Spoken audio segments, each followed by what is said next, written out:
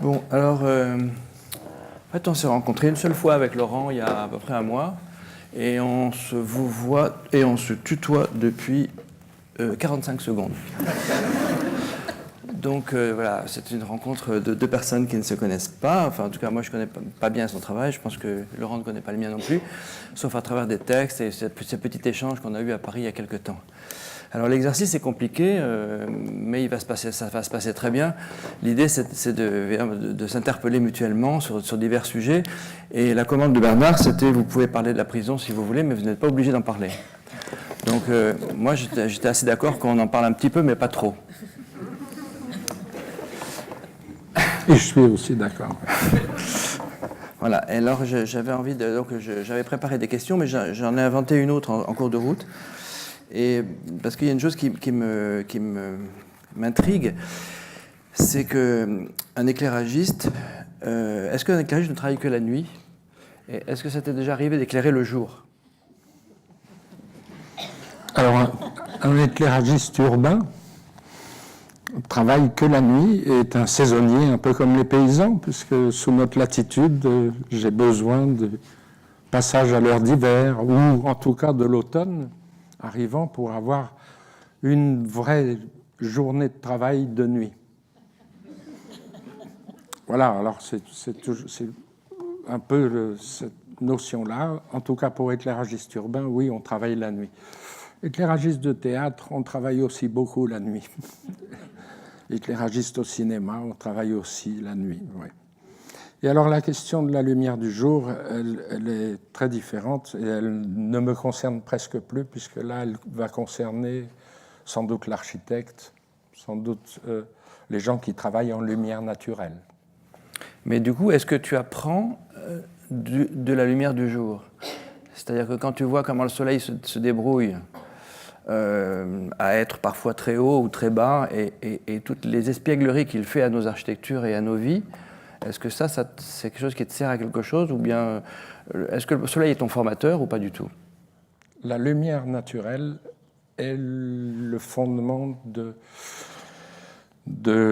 mon apprentissage de la lumière. Et son observation m'apprend beaucoup. Et ensuite, la façon dont les peintres vont la décrire, la façon dont les architectes vont travailler avec, la façon dont les sculpteurs vont faire des sculptures, cela m'apprend aussi. Et me sert pour, éventuellement, après éclairer ces sujets, ces objets. La seule différence, c'est que je ne peux pas reprendre les directions de lumière du soleil. Et je suis forcément lié à des directions de lumière qui n'appartiennent qu'à la nuit dans l'urbain. Au théâtre, on peut reproduire les lumières zénitales, mais dans l'urbain, c'est véritablement des directions de lumière artificielles, au sens de l'artifice. Et c'est ça qu'il faut équilibrer entre le fait de restituer l'intégrité d'un sujet, d'une architecture, d'un objet, et ajouter une part de plasticité, je dirais, voilà, à ce qu'on éclaire. Je suis éclairagiste. Tu n'as jamais ajouté une lumière en journée? Tu n'as jamais allumé une ampoule en journée? Je travaille avec des réflecteurs en journée, avec des miroirs, avec des réflecteurs, mais voilà. Et je travaille à filtrer cette lumière naturelle, ou la libérer, ou l'empêcher de faire son action.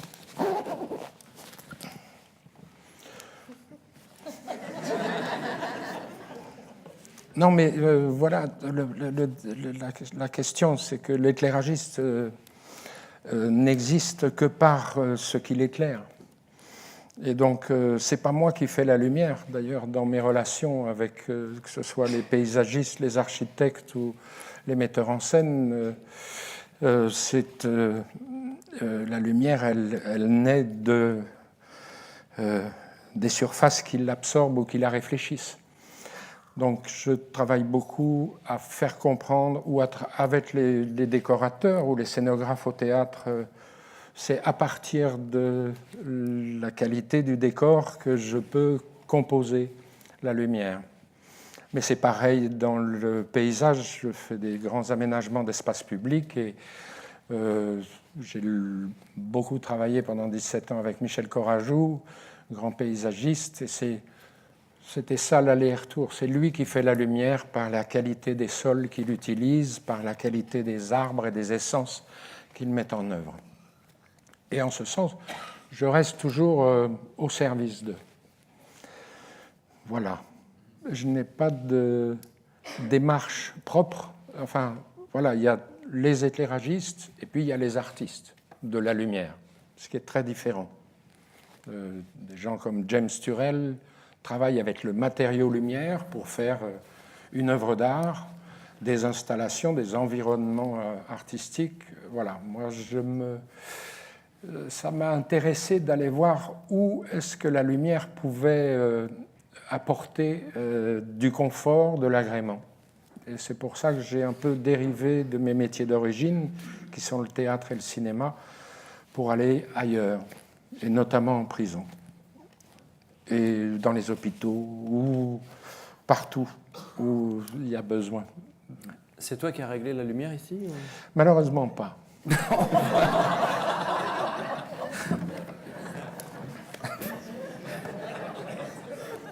Bon, j'aurais pas dû poser la question.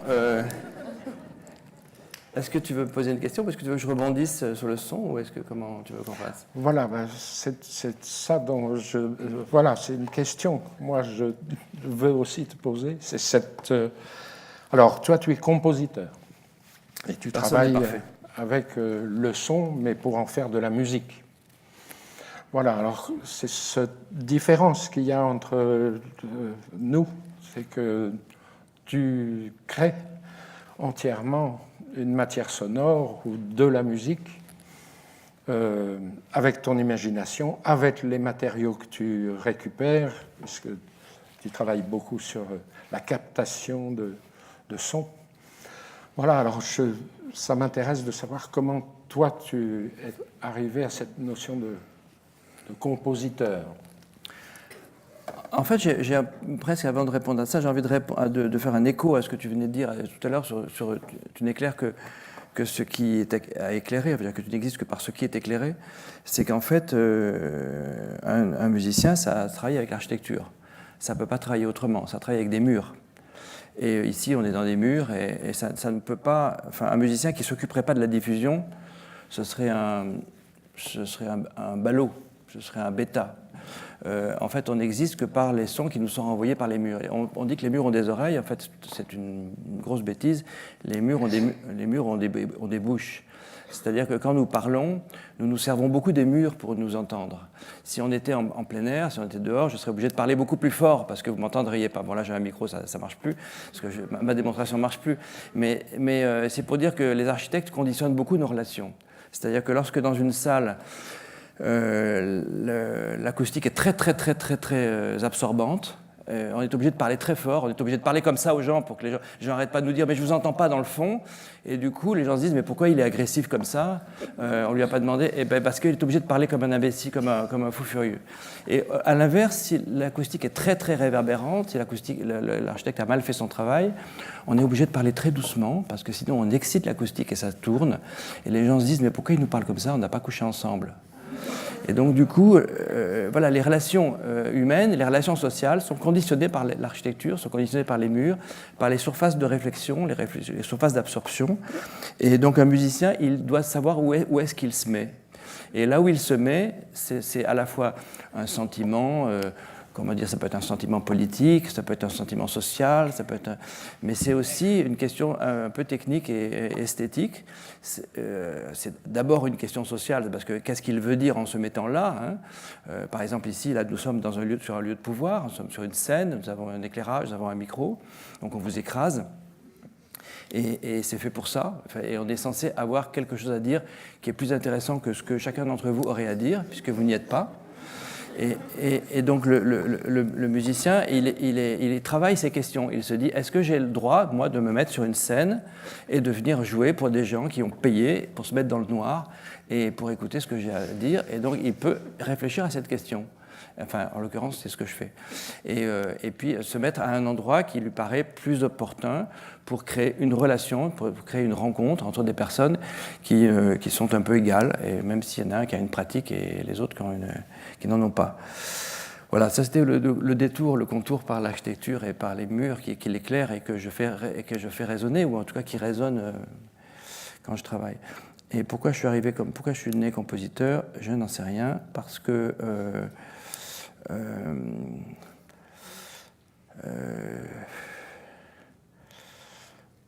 c'est dommage que tu ne m'aies pas envoyé les questions avant. Non, parce que j'ai pas envie de raconter ma vie. Parce que je trouve que c'est important d'écrire des choses nouvelles et qu'on ne peut pas se suffire des choses qui ont déjà été écrites. Bravo. Alors, par contre, pour rester... c'est un phénomène atmosphérique. Le son est un phénomène atmosphérique comme la lumière. Ouais, on ne se déplace pas à la même vitesse, mais... Voilà. Oui, je vais plus lentement, c'est vrai. Mais c'est vrai que nous sommes deux personnes qui travaillons sur des choses immatérielles et c'est assez particulier. Ça crée une petite folie quand même. Enfin, moi, je ne sais pas, je connais quelques éclairagistes, je ne connais pas Laurent, mais c'est quand même des gens un peu spéciaux. Et je connais plusieurs compositeurs qui sont vraiment des gens barrés, quoi. Donc il y a quelque chose de particulier de travailler toute sa vie avec quelque chose qu'on ne peut pas appréhender, qu'on n'a pas dans ses mains, qui est de produire du vent, quoi, pour de produire de la vibration de l'air. Ça crée un rapport au monde qui est un peu particulier. Nous, dans l'éclairage, on dit un peu la même chose. C'est que les gens du son, les musiciens, sont vraiment des gens qui sont un peu à part. D'ailleurs, ils sont très très peu ils n'aiment pas la lumière. Je ne sais pas si c'est ton cas, mais en général, quand on éclaire des orchestres, ou des orchestres classiques ou des orchestres de musique contemporaine et tout ça, le musicien n'aime pas du tout la lumière. Alors on est toujours obligé de travailler à des axes, de prendre des directions de tir pour quand même les voir, mais sans les gêner. C'est pour ça qu'on apprend d'ailleurs ça, à éclairer un pianiste sans produire d'aucune ombre, une seule ombre sur son clavier. On apprend à éclairer sa partition. Voilà, toujours à l'aplomb de la colonne vertébrale, la direction de lumière. Voilà, mais ça écrase un peu. Donc on a toujours un peu besoin de face, et là le musicien dit non. Mais le musicien est très narcissique. Il pense que la lumière est en lui. Oui. Vous avez remarqué ? Voilà, et d'ailleurs, c'est marrant parce que cette notion de voir et d'entendre, elle se fait très différemment. Moi, une des expériences les plus surprenantes sur la question de l'environnement sonore, c'est quand je travaillais dans le métro pour la RATP, où j'ai éclairé quelques stations de métro, dont la station Chaussée d'Antin-Lafayette. Quand on arrivait à 1h du matin pour commencer à travailler, on éteignait les lumières. Et c'était assez impressionnant comme la disparition de la lumière faisait monter le niveau sonore. Alors c'est faux, c'est notre appréhension, notre perception qui, exemptée de la vision, devient tout d'un coup beaucoup plus attentif, on est tout d'un coup beaucoup plus attentif au son. Ça, c'était très impressionnant. Et souvent, je dis, plus j'éclaire, plus on éclaire, moins on entend. Il y a cette notion-là. Quand j'éclaire, que ce soit un spectacle, surtout un spectacle qui met en œuvre du son et qui met en scène et en lumière des acteurs, eh bien, je travaille toujours à ne pas trop éclairer, ou en tout cas à mesurer cette lumière que j'apporte, pour laisser l'auditif libre de perception. Et c'est drôle, ce jeu sans arrêt entre l'un et l'autre, hein, il est en fait finalement très intime, alors que nous ne sommes pas du tout du même monde. Il y a une chose aussi particulière, c'est qu'il n'y a pas de son sans action. C'est-à-dire que vous ne pouvez pas avoir du son s'il n'y a pas quelque chose qui bouge. Et ça n'existe pas. Sauf maintenant avec l'électricité, mais encore faut-il la brancher, ce qui est quand même un geste. Et au cinéma, par exemple, si vous mettez le plan d'un paysage, d'une campagne, avec des arbres dans le fond, un champ, et puis les gens, et qu'il n'y a pas de son, les gens voient un paysage. Et si vous montez un peu le potentiomètre et vous faites entendre un petit son de tracteur, les gens cherchent dans le paysage où est le tracteur. Et ils le découvrent dans le fond à droite, il était invisible. Puis vous montez le son petit à petit, et du coup, ils voient le tracteur, et vous le montez très fort, et là, ils se disent, il y a une action, ce tracteur va renverser quelqu'un, il y a quelqu'un de grave sur ce tracteur, enfin, il y a un drame qui se joue, et du coup, ils ne voient plus le paysage, ils ne voient plus que l'action. Il y a comme ça ce rapport très étrange entre le son entre l'ouïe et l'oreille, qui fait que l'oreille est censée représenter quelque chose qui arrive, et l'œil est censé représenter des états. Et du coup, ils se passent la main comme ça mutuellement, et la lumière, évidemment, joue un rôle fondamental là-dedans, parce que selon ce qu'elle éclaire, de la même façon, elle signifie ce qui existe ou ce qui n'existe pas. Tout à fait. Soit. Et donc, à un moment donné, dans ton travail, dans tes textes, tu parles de lumière, d'éclairage citoyen. Et on va faire un peu de politique tout à l'heure. Je sais que tu adores ça. Et donc, est-ce que tu peux nous dire ce que c'est que l'éclairage citoyen? Parce que moi, j'aime bien ce concept, j'aime bien cette idée. C'est un principe de construction lumière que j'ai mis en œuvre dans plusieurs rues et de villes, et qui part de mon analyse que, en fait, l'éclairage urbain, l'éclairage public, on en parlera tout à l'heure parce que c'est un fait de police. En fait, je travaille dans la police quand je travaille dans l'urbain. Dans la ville, si on mettait une lanterne au-dessus de chaque porte d'entrée, on n'aurait pas besoin d'éclairage public. Et cette notion de mettre un éclairage devant chaque porte d'entrée, c'est à la campagne, on se pose moins la question. Tous les gens qui habitent à la campagne ont une lanterne devant leur porte d'entrée. En ville, on a perdu ça parce que l'éclairage public, qui est un fait de police et qui a été incontrôlé pendant plus d'un siècle, éclaire jusqu'au 3e étage de chaque habitation. Et c'est un second jour artificiel que EDF nous a permis enfin, les producteurs d'énergie nous ont permis de réaliser. Et alors donc, pour opposer ça et aussi pour donner du relief, parce que le seuil de la porte d'entrée de la maison, de l'immeuble, c'est le lieu de transition entre espace public et espace privé. Ce lieu de transition est décisif. Et il me permet aussi de spatialiser la rue plutôt que de l'éclairer d'une manière uniforme. Et c'est ce que fait aussi la lumière, c'est qu'elle permet de spatialiser l'environnement.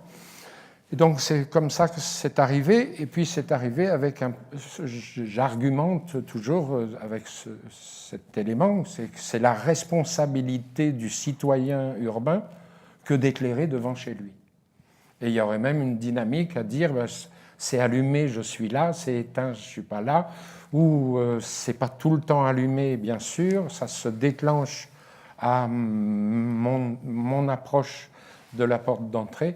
Voilà, ça c'est une dynamique parce qu'en fait, cette notion de temporalité de la lumière, de quand est-ce que je l'allume, quand est-ce que je l'éteins, est très importante. Elle n'est absolument pas comprise par les politiques qui veulent que la lumière soit allumée toute la nuit, sans qu'il y ait de variation du tout. Mais en fait, la lumière, c'est que du temps. Parce que ça s'inscrit dans une situation, dans une action, à un moment déterminé. Et même le sujet qui est dans cette action est lui-même dans cette temporalité-là. Donc ça, c'est des concepts aussi un peu compliqués, pas à faire comprendre à tout le monde, c'est très difficile de le faire comprendre aux politiques, par exemple. À Lyon, par exemple, M. le maire ne veut pas qu'on éteigne les illuminations.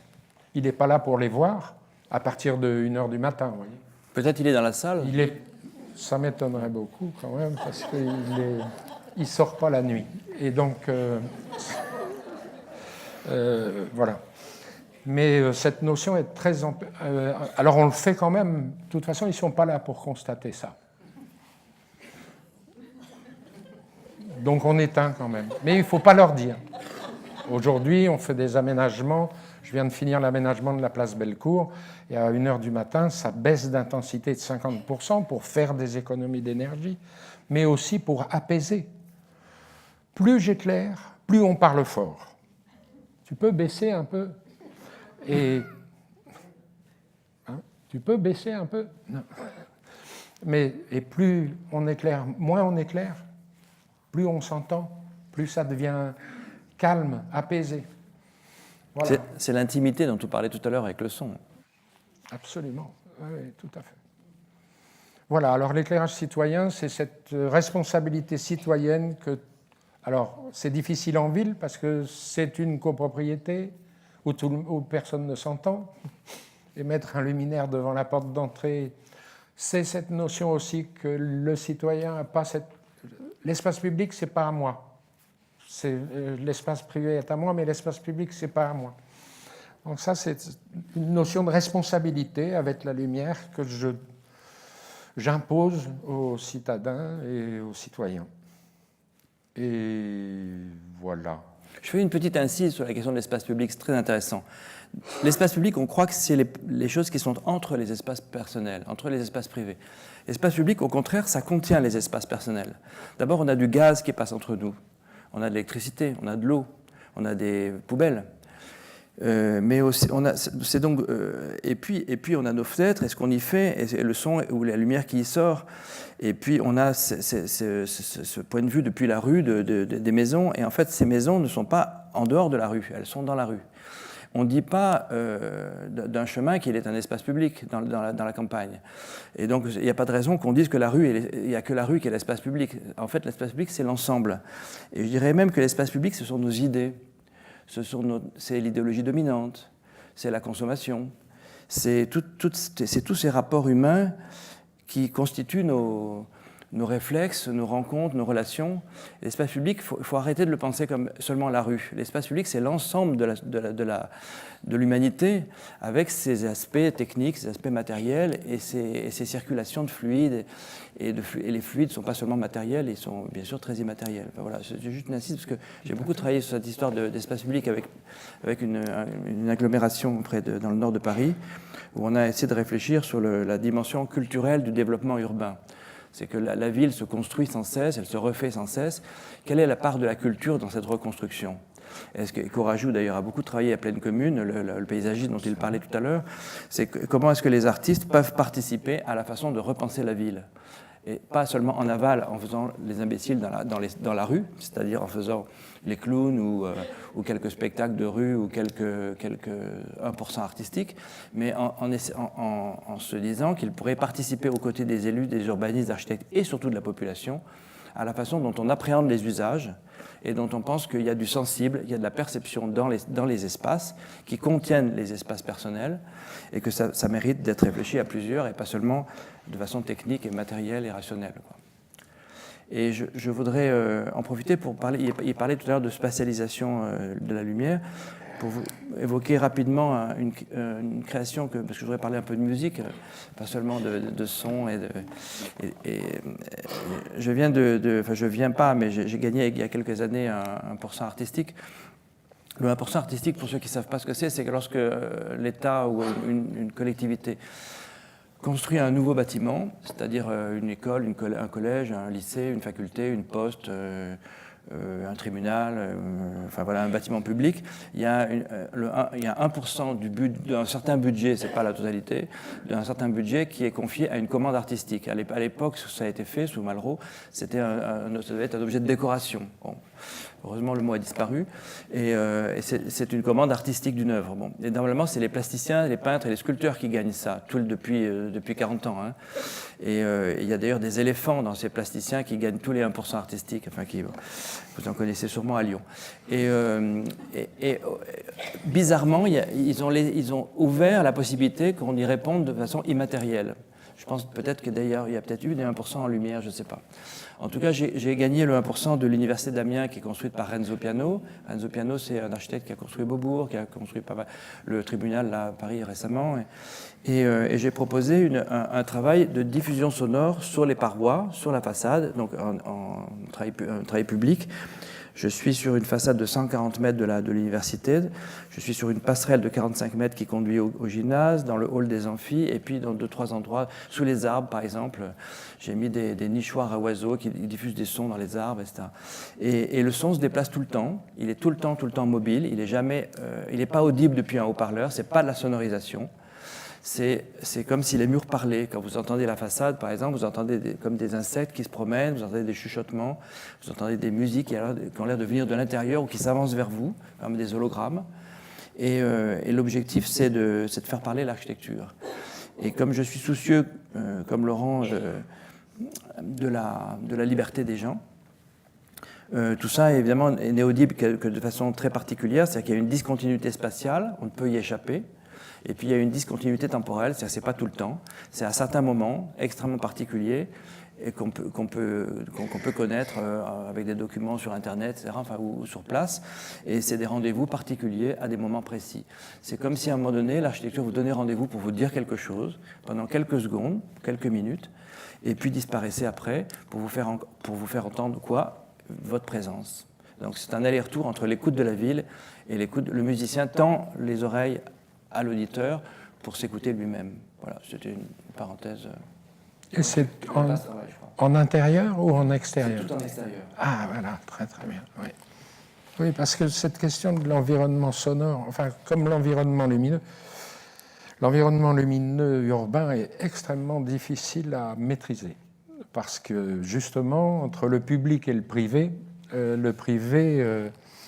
s'autorise des libertés qui nous empêchent d'avoir une vraie maîtrise de tout l'environnement lumineux. Et l'environnement sonore, est-ce que tu arrives à penser que tu en maîtrises totalement la diffusion, enfin... Alors, il faut que vous sachiez qu'il y a pour ceux qui ont mon âge, je crois qu'il n'y en a pas ici d'ailleurs, à l'époque, on parlait de lutte anti-bruit, je ne sais pas si vous vous rappelez.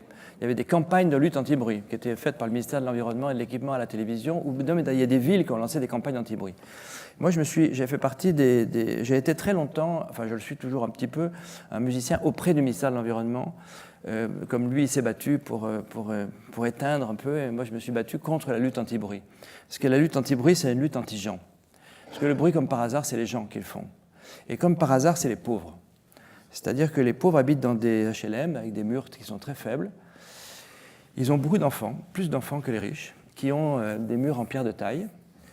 Et puis, ils ont je ne sais pas si vous avez comparé le bruit d'une portière, d'une safrane et d'une 2 chevaux. Mais il y en a une qui fait vouf, et l'autre qui fait rlang. Et bien, quand vous achetez votre rasoir, votre moulinex, votre robot, selon le prix que vous le payez, il sera bruyant ou pas. Et il y a comme ça une espèce de tentation un peu idéologique de penser que le bruit, c'est fait pour le peuple et que le silence, c'est fait pour l'aristocratie. Et d'ailleurs, l'aristocratie, quand on la dérange, elle tourne le corps entier, alors que le peuple tourne la tête quand on l'appelle. Donc on n'est pas sur les mêmes valeurs, on n'est pas sur les mêmes... Et donc du coup, quand j'ai essayé d'aider le ministère à arrêter de faire une lutte anti-bruit, c'est-à-dire de faire une lutte contre les gens, et de réfléchir à la qualité de l'environnement sonore, on a commencé à se dire, ben voilà, donc c'est donc bien de tout le monde dont il s'agit, c'est donc bien d'une activité collective et non pas seulement d'une activité matérielle, parce qu'on était parti pour faire ce qu'on a quand même fait, c'est-à-dire des murs anti-bruit, c'est-à-dire des séparations inutiles dans les villes pour se protéger de quoi, et puis des doubles vitrages, des séparations inadmissibles pour se protéger de quoi, de la rue, de l'air, de dehors. Et tout ça nous fait des barrières sans cesse pour multiplier les boîtes comme celle-ci, qui sont des boîtes étanches dont on nous garantit qu'on n'entendra pas l'extérieur et que de l'extérieur on ne nous entendra pas, comme si le théâtre avait besoin de se cacher.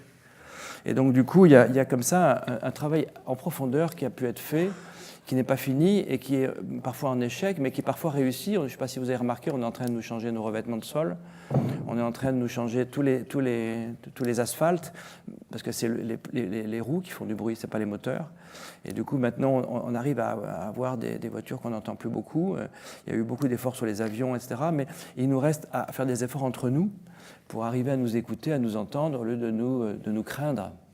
Et la lutte pour l'environnement sonore, c'est une lutte pour vivre ensemble et pour s'entendre. Voilà. Tout à fait. C'est une parenthèse. Mais pour l'environnement lumineux, c'est un peu la même chose, au sens que le centre-ville, les centres-villes urbains vont être très animés, très lumineux, et les banlieues, laissées à une obscurité obscurantiste, vraiment. Et c'est une vraie réalité, ça. Hein. On fait beaucoup d'efforts pour les centres-villes, mais personne ne va en banlieue. Pourtant, je t'ai entendu dire, de façon un peu... Enfin, j'avais besoin que tu m'expliques plus ça. Tu disais que tu avais été amené à éclairer beaucoup le pouvoir et que finalement, ça t'arrangeait de ne pas éclairer le peuple. Je me suis trompé? Moi, j'ai dit ça. Non, mais alors, vas-y, non, mais... non, alors, en fait, l'accent... Alors, dis-nous. Éclairer le pouvoir, c'est un accident. C'est un accident parce que c'est un concours. Et j'aurais pu le perdre. Donc ça, c'est des concours, voilà, bon... Je les ai gagnés en étant extrêmement démagogue. Je pourrais éventuellement expliquer comment, mais enfin bref. Mais non, je passe mon temps à éclairer les... Enfin, moi, j'ai opéré un véritable transfert de la scène à la ville en considérant que l'acteur qui est sur le plateau, l'usager du métro, l'usager de l'espace public, c'est l'acteur. Et donc, c'est... voilà. Et sans ségrégation totale du tout. La seule différence, c'est que vraiment, on a des centres-villes qui sont de mieux en mieux éclairés, avec des lumières propres, et puis on a toujours des banlieues qui sont mal éclairées, avec des lumières sales. Parce qu'il faut savoir que les lampes que l'on utilise pour éclairer d'éclairage public, certaines en tout cas, et on vient de se battre depuis 30 ans pour améliorer cette qualité de la lumière, les lampes sodium, comme on les appelle, et qui sont abondamment utilisées partout sur la planète et particulièrement dans les banlieues, c'est une lumière monochromatique. Donc, si tu veux, elle ne restitue que 20% de la nature des choses. Dessous, ce violet apparaît marron ou noir, tu vois. Donc, à partir du moment où je ne peux pas reconnaître tout de toi, comment je peux établir un échange du lien social ou entreprendre une relation? Et d'ailleurs, j'avais fait une intervention à la SNCF quand j'ai travaillé pour la charte lumineuse des nouvelles gares TGV, avec tous ces polytechniciens ex-pont, là, je voulais leur expliquer, leur faire comprendre que c'était bien d'arrêter d'éclairer les gares avec la même lampe qu'on utilise dans la rue. Parce que l'espace public de la gare n'est pas l'espace public urbain. Voilà. Et alors, je cherchais comment les convaincre et tout ça. Et c'est marrant parce que j'ai utilisé le son pour expliquer qu'est-ce que c'est qu'une lampe monochromatique. C'est une lampe qui fait...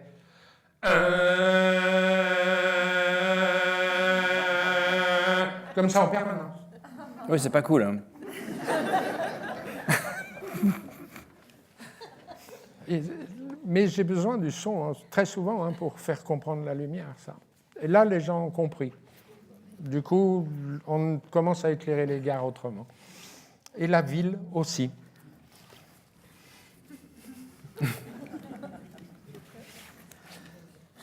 Non, alors sur l'histoire, sur la ville, c'est marrant parce que l'éclairage public est un fait de police depuis Louis XIV qui a introduit la taxe des boues et des lanternes.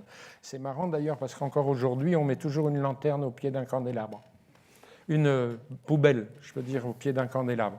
Cette notion de l'éclairage et de la poubelle, dans l'urbain, a toujours été assez liée. Je fais partie des ordures ménagères.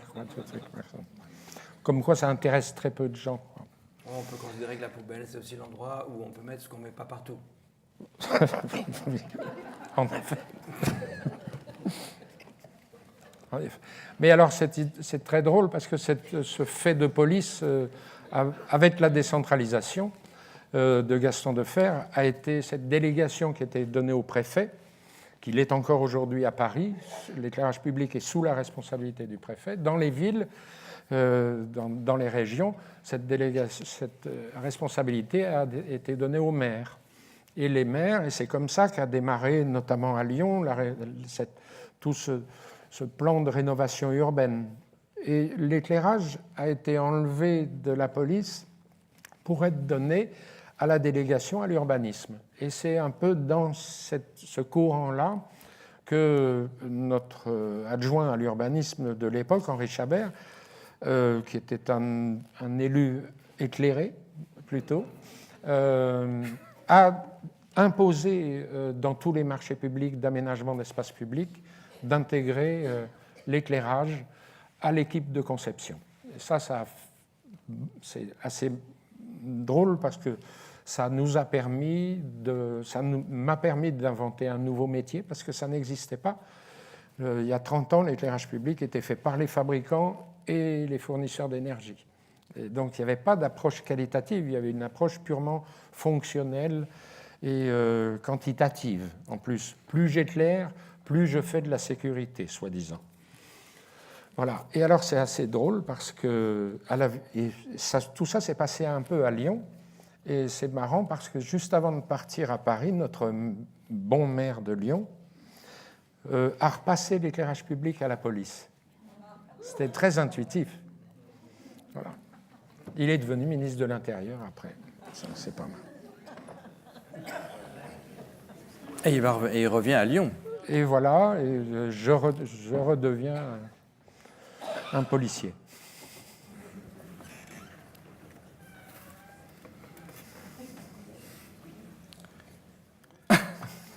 Est-ce qu'on fait un détour par la prison? Est-ce qu'on fait Ah, vous êtes impatient.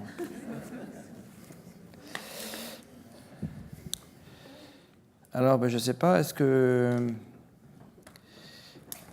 En fait, tu parlais tout à l'heure, je vais te laisser la parole, tu parlais tout à l'heure de spatialisation, et tu fais une chose que je trouve très importante dans les cellules, pour les quelques cellules que tu as éclairées, c'est-à-dire quand même pas mal, c'est que tu offres la possibilité aux personnes confinées dans ces espaces un peu étroits de spatialiser justement leur lumière, c'est-à-dire de faire varier la perception qu'ils ont du volume.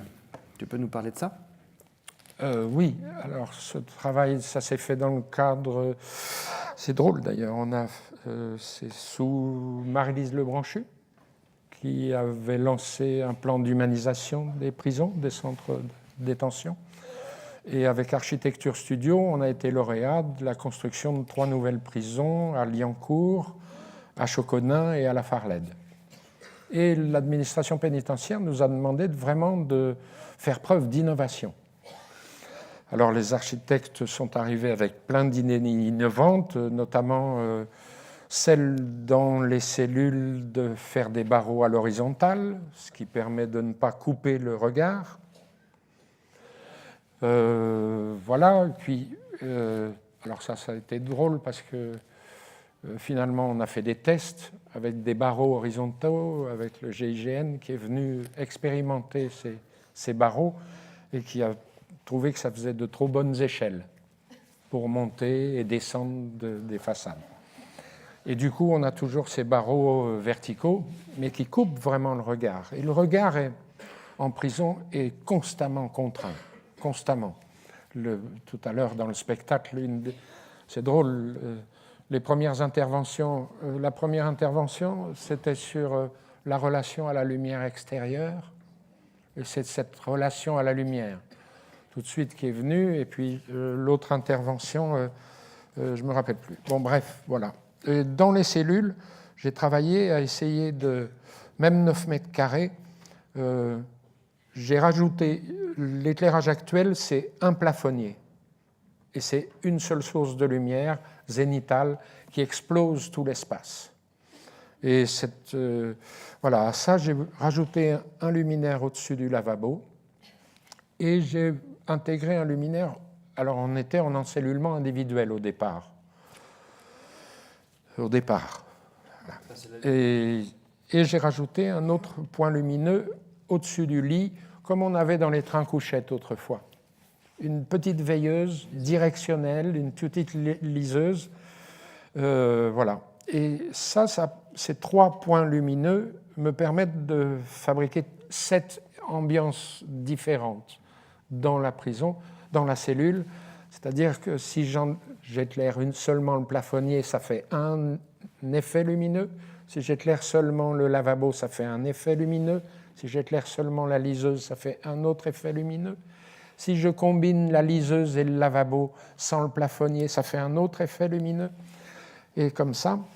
Et j'ai prouvé là, en fait, je leur ai prouvé qu'on pouvait spatialiser même 9 mètres carrés.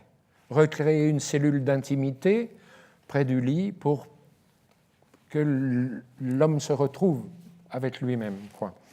Donc ça a été une des expériences qu'on a menées.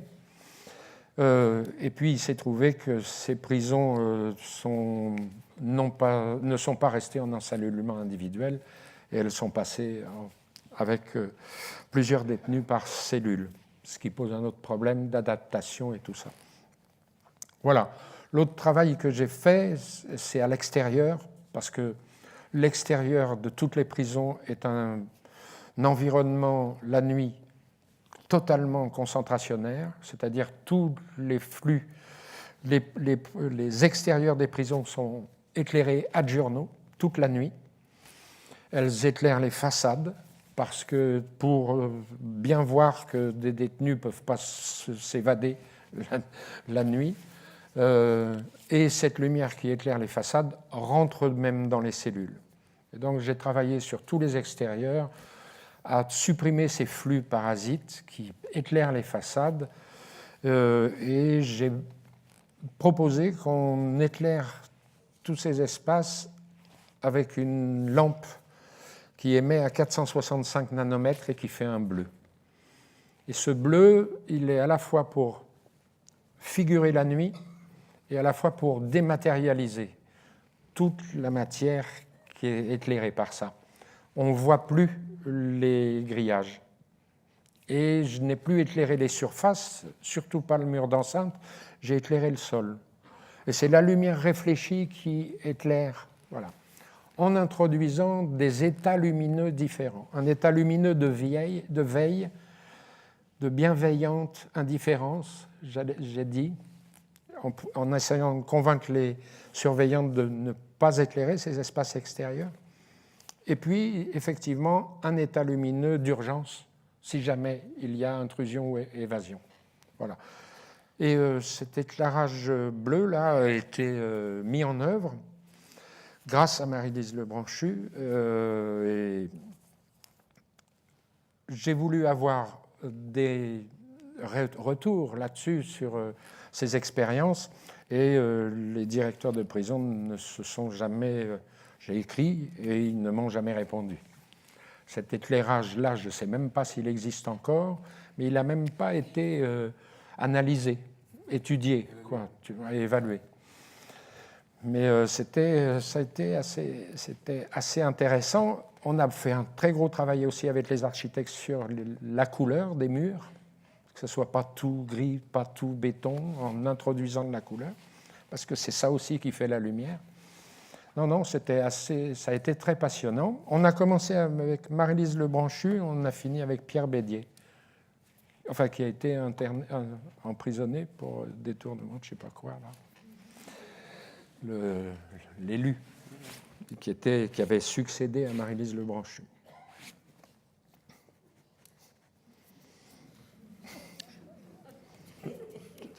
C'est pas grave. Non, pas du tout. Ça arrive. Absolument. Enfin, c'est grave pour lui, mais... Et alors, toi, ce travail dans les prisons? Parce que tu n'interviens pas du tout de la même manière. C'est pas pour modifier l'environnement sonore des cellules ou des espaces intérieurs de la prison. Non, pas du tout. Moi, ce qui m'intéressait en rentrant en prison, c'était pas de m'occuper seulement des détenus, c'était de m'occuper de la question de l'enfermement. Et comme de même que je ne vais pas travailler à l'hôpital pour faire de la musique aux patients, parce que quand je suis à l'hôpital, je n'ai pas forcément envie qu'on me joue de la musique. Et je me disais que je n'allais pas aller en prison pour occuper seulement des détenus, mais pour m'occuper de la question de l'enfermement.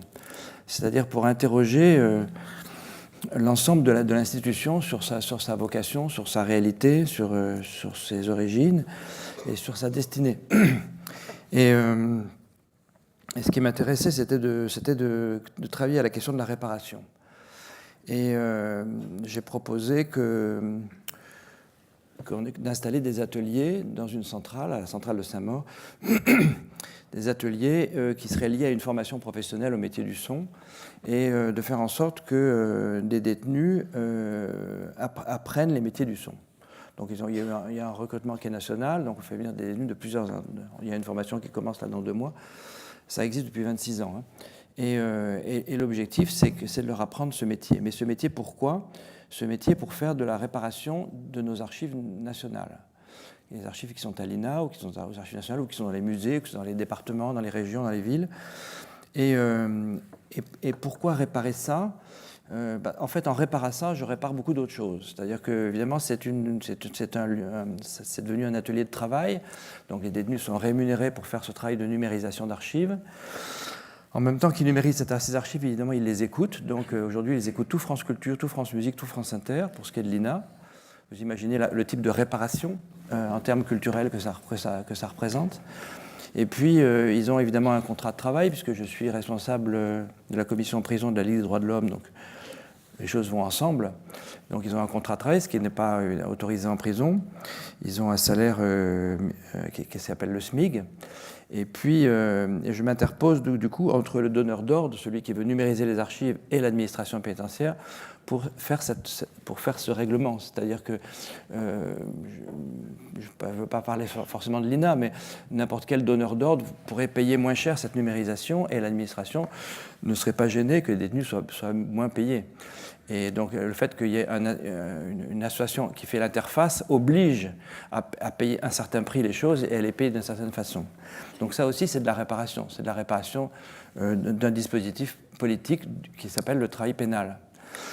Mais au-delà de ça, il y a aussi de la réparation dans les relations entre les personnes, entre les surveillants et les personnes détenues, entre les personnes détenues et elles-mêmes, entre leur passé et leur avenir, sur la question de la prise de distance que permet l'écoute par rapport au monde. C'est-à-dire que très souvent, la plupart de ces personnes incarcérées, ils sont incarcérés pour des raisons... Enfin, en tout cas, ceux que je rencontre beaucoup, ce ne sont pas forcément des personnes récidivistes, c'est pour beaucoup des primaires, enfin, il y a de tout. C'est-à-dire, c'est des gens pour qui des situations se sont mal passées à cause d'un excès du corps. C'est-à-dire qu'on est face à un problème grave, mais ce problème, au départ, il n'était pas grave. Et puis, il a dégénéré, il est devenu de plus en plus grave. Et on ne le voit pas arriver comme devenant grave. Il n'arrive pas d'un coup, il arrive petit à petit. Et puis, il n'y a pas l'appareillage intellectuel, il n'y a pas l'appareillage affectif, psychologique, social, il n'y a pas tout ce qui permet de voir que quelque chose ne fonctionne pas. et qu'il y a un problème de rapport au désir, il y a un problème de rapport aux autres, il y a un problème de rapport à la propriété, il y a un problème de rapport au pouvoir, il y a un problème de rapport au corps, il y a un problème de rapport aux idées, et qu'à un moment donné, quand on n'a pas la capacité de faire ce qu'on peut faire, c'est-à-dire de trouver une distance pour interpréter une situation, le problème se règle avec le corps, c'est-à-dire qu'on a un excès du corps, et on essaie de régler le problème de façon, je dirais, non rationnelle. Et ça nous entraîne à faire des choses extrêmement graves, dont on n'a absolument aucune idée de la gravité, à moins de se faire aider par des stupéfiants ou par l'alcool. Puisque vous savez que dans 80% des crimes, l'alcool est impliqué, soit en causalité, soit en corrélation. Soit c'est parce qu'on a bu qu'on a fait ce qu'on a fait, soit on a fait ce qu'on a fait parce qu'on avait bu.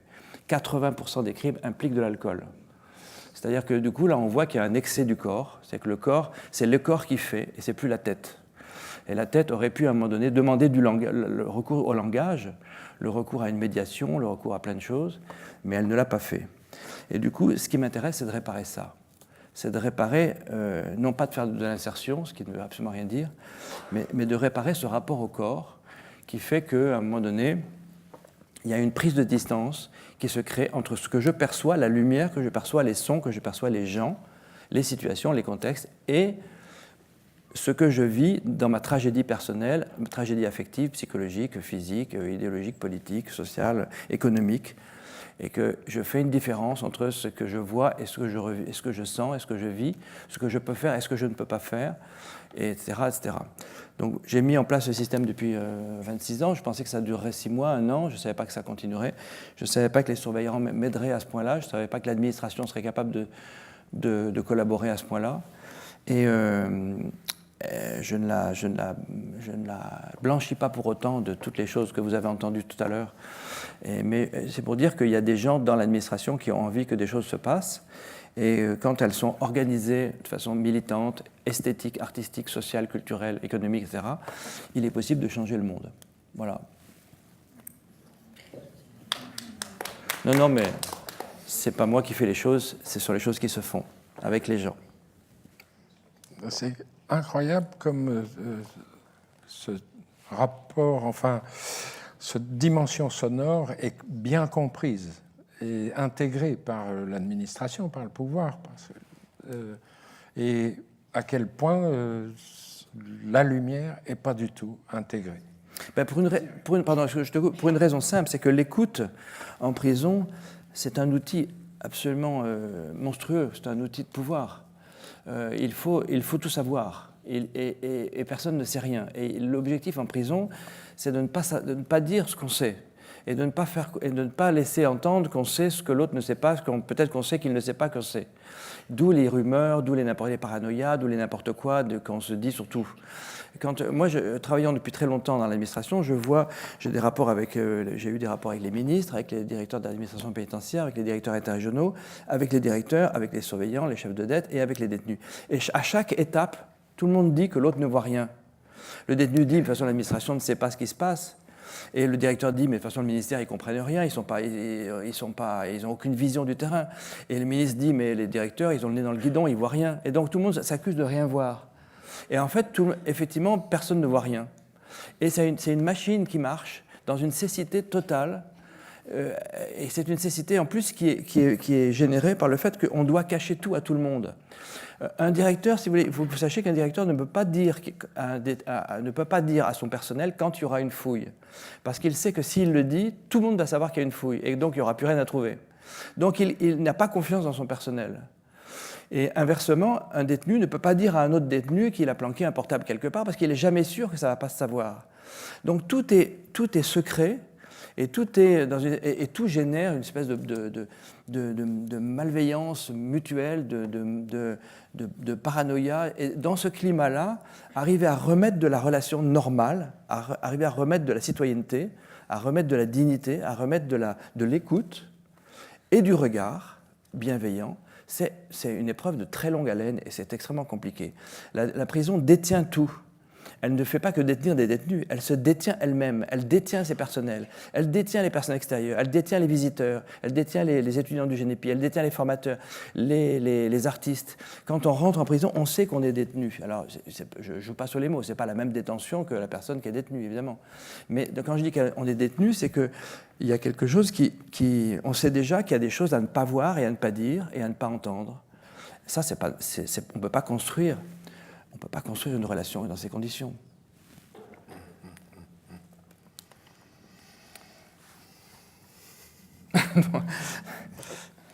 C'est désespérant.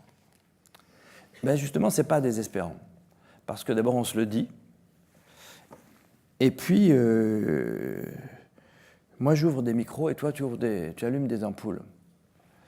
Et on se parle. Et on se bat. Et les choses avancent. Moi, je pense que l'administration pénitentiaire est l'administration qui a le plus avancé en 20 ans, beaucoup plus que l'hôpital ou l'école. Peut-être c'est pas vrai, mais quand je vois quand même comment tout ça a bougé, franchement, bon, c'est pas pire. On est loin du compte. Mais moi, j'ai confiance en nous.